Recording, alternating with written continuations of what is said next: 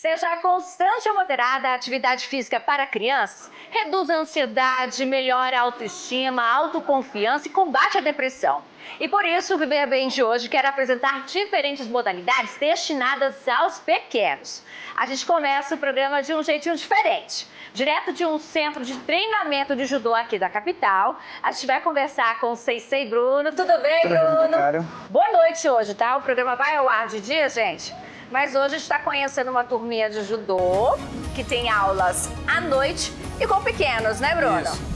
Nós temos a turma a partir de 2 anos de idade aqui, que é a parte infantil, tem a parte juvenil, que é a partir dos 12 anos. E também tem a parte dos adultos, que é a sem limite de idade. E aí, o judô é uma atividade bacana para a criançada? Eu gosto de introduzir sempre assim para algum pai que procura sobre o esporte, o judô, por quê? Porque o judô ensina o modo educativo, tem a parte pedagógica e tem toda aquela parte disciplinar, a parte milenar japonesa, né? Onde os atletas, todos japoneses, aprenderam o cuidado e a responsabilidade com a vida. Quantas crianças que a gente tem hoje aqui em média fazendo aula? Hoje temos uma média de 30 a 35 alunos, só na faixa etária de 2 até 8 anos. Um outro diferencial seu é que você também consegue trabalhar com crianças atípicas, né? Sim. A exemplo do espectro autista. Sim. Foi por isso que eu fiz duas pós sobre o autismo. Inclusive, entrei agora recentemente no mestrado na Universidade Federal com o meu projeto sobre autismo na área escolar e voltado para o esporte. Então, me chamou a atenção esse detalhe com as crianças, porque são poucas as áreas de modalidade onde se tem um profissional formado em educação física e habilidade para trabalhar com autismo. E você tem algum aluno atípico hoje? Então a gente vai conhecer essa história, entender um pouquinho da experiência da mãe e da criança, saber como é que vai o desenvolvimento dela aqui no judô.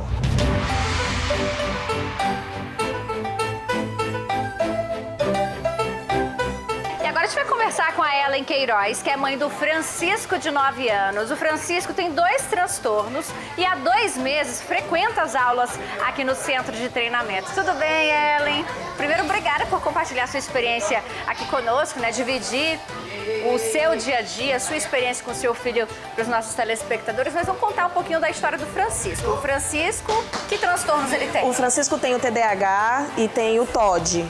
O TOD pouca gente conhece, mas é o transtorno opositivo desafiador. Então, tudo que é comando para ele tende a fazer o contrário pela disfunção do transtorno. E o TDAH com hiperativismo, enfim, difícil controle, difícil disciplina. O Francisco já faz tratamento em torno de 4 anos. Ele está com 9, então por volta dos 4, 5 anos a gente já começou a perceber a diferença de comportamento. E quando que você resolveu colocar ele para fazer uma atividade física? Então, há algum tempo eu já procuro alguma atividade física que ajude o Francisco com todas essas questões. Que ele se identifique, isso, né? Que ele goste de fazer também. E aí uma amiga que tem um filho com TEA já fazia aula com o Sensei Bruno e me indicou ele, e aí foi quando eu resolvi procurar para colocar o Francisco para fazer o judô. Ele tá há 2 meses, 2 né, meses. aqui no centro. Com que frequência ele faz as aulas? 3 vezes por semana. E o que você já notou de diferença no comportamento dele? Em todas as questões. Questão de disciplina, no opositivo, ele já tende a ficar menos opositivo com a gente. Na própria aula, ele vinha muito para brincar. E de 3 semanas para cá a gente percebeu que ele tem respondido melhor aos comandos. Então a questão da disciplina, concentração e hiperatividade já deu uma boa melhorada. Até porque o judô, como o sensei já até comentou um pouquinho antes, ele trabalha muito essa questão de disciplina. Isso, e esse é o principal desafio do transtorno dele, né? A gente ficou muito na dúvida entre taekwondo, entre o judô, mas o taekwondo é muito luta, então isso talvez levasse um pouquinho o nível de estresse e de hiperativismo dele. O judô não, o judô é realmente para comando, você pode ver que é comando, é disciplina, é espera, então tudo isso ajuda no TDAH e no TOD. E na escola, o desenvolvimento escolar dele também melhorou? Muito, muito. A diferença é visível, assim, fora as terapias, o judô, todos os professores já comentaram que melhorou bastante. Então é algo que você recomendaria para as mães de fato? Sim, com certeza. Qualquer esporte, mas o judô, pela minha experiência, eu recomendo mais. E aí, Ellen, eu quero saber agora se o Francisco vai bater um papo com a gente ou não. Vai, ele é bem narcisista, ele gosta de uma câmera. Essa conversa sai? Tomara que ele não me desminta, mas acho que sai.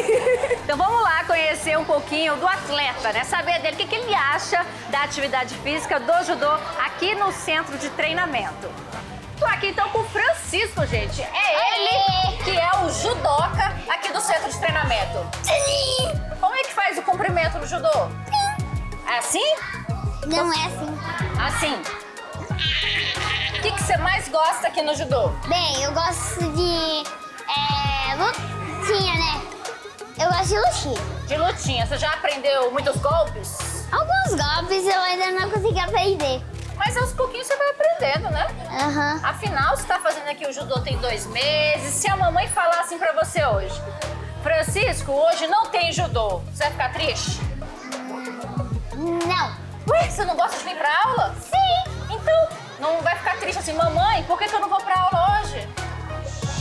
Tem muitos amigos aqui já? Sim, eu tenho Caleb. O Caleb. E a galera gosta aqui de brincar com você, de fazer as aulas? Mais ou menos. Mais ou menos. E o professor? Olha, umas coisas que nas aulas não pode brincar. Mas é porque você tá treinando. É que é diferente. É diferente, né? E quando você conta pros seus outros amiguinhos, eu faço judô, o que eles falam pra você? Muito legal. Muito legal, né? Como que você fala com o professor? Eu não lembro o nome dele, como é que chama? É sensei? Sensei. E como é que cumprimenta? Assim. Você já sabe dar algum golpe? Alguns, né? É assim. Pera. Como é que é, homem? Assim? Tô boa já do judô? Ainda não, eu tenho que fazer assim, ó. Ai! Minha Nossa Senhora, Francisco, eu não tenho idade pra isso mais não, vamos quebrar toda. Então, você recomenda pra galera o judô? Fala assim, galera, vem fazer judô. Vem fazer judô, galerinha, porque, ó, o youtuber tá aqui.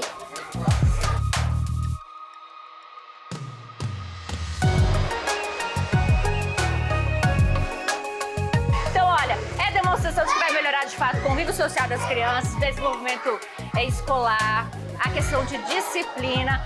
Por isso, a gente segue com o Viver Bem. No próximo bloco, a gente mostra outra modalidade. A gente vai direto com o Fábio Almeida, porque o Fabinho tem para compartilhar agora a capoeira.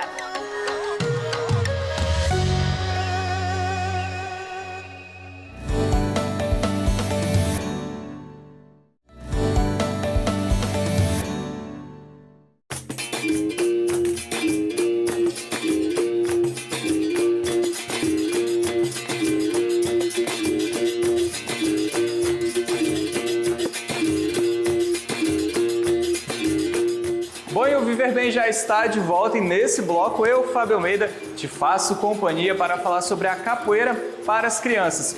E aqui em Porto Velho, um espaço que é dedicado para essa prática tem conquistado toda a criançada. E quem está à frente é o contramestre, o Highlander Brito. Highlander, bom dia, seja bem-vindo ao Viver Bem. Muito obrigado. Para mim é uma honra, um prazer recebê-los e falar sobre uma atividade que eu já pratico há 25 anos, né? Highlander, como é que surgiu a ideia e a necessidade também de atender as crianças com a capoeira? Então, o começo desse projeto, desse trabalho, ele se deu início em 2004, 2005, com um mestre que eu tive, né, que desenvolvia esse trabalho já na cidade. E aí, depois de alguns anos, eu passei também a querer desenvolver esse trabalho, em busca da ideia de viver a capoeira como profissão, né? A gente tinha uma grande dificuldade de oferecer a capoeira para os adultos, para os adolescentes, visto que nos tempos atuais está todo mundo nessa correria louca de Enem, de estudar e faculdade e tudo mais. Então a gente precisava oferecer o trabalho para outras faixas etárias, né? Então, o trabalho ele começou como brincadeira para as crianças. Com o passar do tempo, eu comecei a pesquisar, eu comecei a estudar sobre pedagogia, sobre psicomotricidade. Por fim, a gente conseguiu colocar a capoeira também nas creches, né? A princípio, as creches particulares de Porto Velho. Highlander, e quantas crianças hoje praticam a capoeira aqui com você e qual que é a idade média delas? Aqui na nossa associação, nós temos em torno de 80 crianças participando. Nós começamos com a faixa etária de 2 anos, porém temos alguns alunos que já têm um desenvolvimento melhor, né, aí com 1 ano e 6 meses, e também estão praticando capoeira na modalidade capoeira baby. né? Esse trabalho aqui já tem 1 ano. A gente primeiro começou nas escolas. E os pais, sentindo a necessidade de levar para mais uma aula fora, nos cobravam esse trabalho. E agora nós estamos aqui. E a gente pode dizer que os benefícios são inúmeros, tanto para os adultos quanto para as crianças, né? Com certeza. A capoeira, ela praticamente envolve muita psicomotricidade. Então a gente consegue, através da capoeira, trabalhar a oralidade da criança, coordenação motora ampla, fina, o equilíbrio, a memória, a oralidade, entre tantos outros benefícios que a capoeira nos proporciona. E entre essas histórias, tem alguma que mais chamou a sua atenção, que passou por aqui? Com certeza. Nós temos um aluno fantástico que chegou até nós em busca, né, da capoeira como uma atividade extra, e ele na época tinha grande dificuldade de se equilibrar em pé. Já fazia fisioterapia e a capoeira veio auxiliar, né, nesse trabalho que o fisioterapeuta já vinha fazendo, e a criança se sentiu mais motivada, mais animada a praticar o esporte, né? Porque a aula é muito brincante, o desenvolvimento é todo em cima de uma didática infantil mesmo. Não é aquela capoeira de academia, né? Não é uma capoeira, a gente fala capoeira, as pessoas pensam assim, vai ensinar meu filho de 2 anos virar salto mortal? Não é isso. Mas a capoeira é a ferramenta essencial nesse desenvolvimento. É muito satisfatório, né, Highlander? E olha só, daqui a pouco a gente vai conversar com o Arthur e também a mãe dele. A gente vai conhecer um pouquinho mais sobre a rotina dele, como que ele vem se desenvolvendo dentro da capoeira.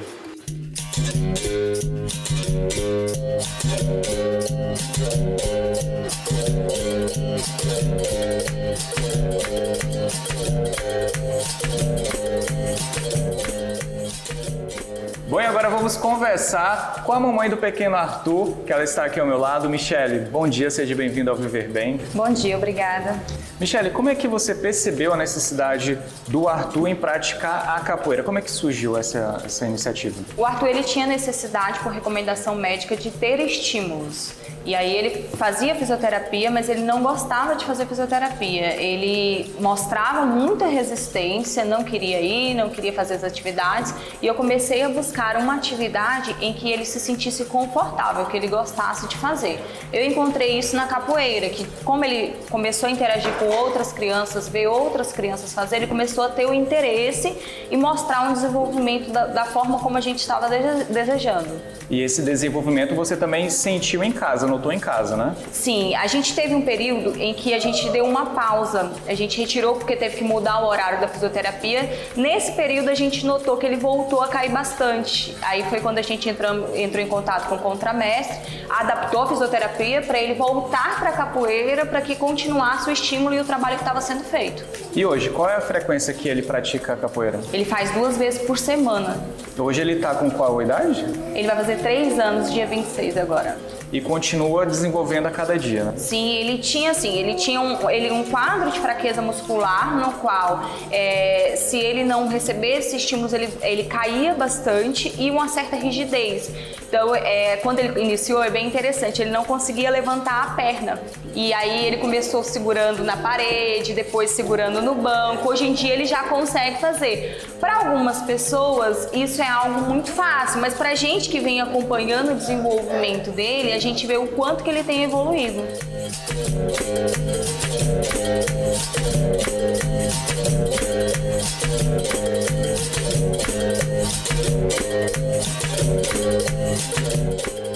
E como que é a relação dele hoje com a capoeira e sua também, da família, que a família acaba se envolvendo a cada dia, a cada vez que vem aqui, né? A gente começou a criar um grande respeito e admiração pelo trabalho que o contramestre desenvolve aqui, porque não só com o Arthur, como com outras crianças, a gente percebe que ele consegue tratar a criança de acordo com a sua necessidade e tratar todo mundo igual. Era muito engraçado que eu tinha o hábito de sentar ali com o Arthur e ficar ajudando devido à dificuldade dele, né? E ele falou, não, vamos deixar o Arthur fazer sozinho.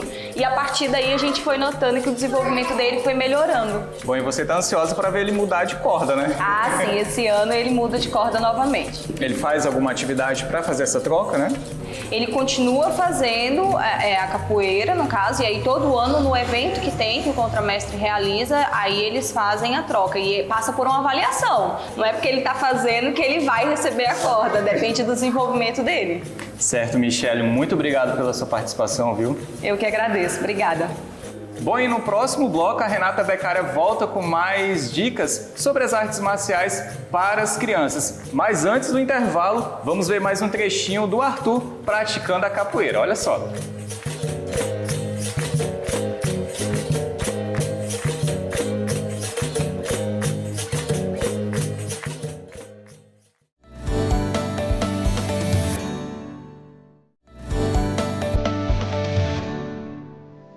Já estamos de volta com o Viver Bem, falando sobre atividades para as crianças. Qual a importância da atividade física para a garotada?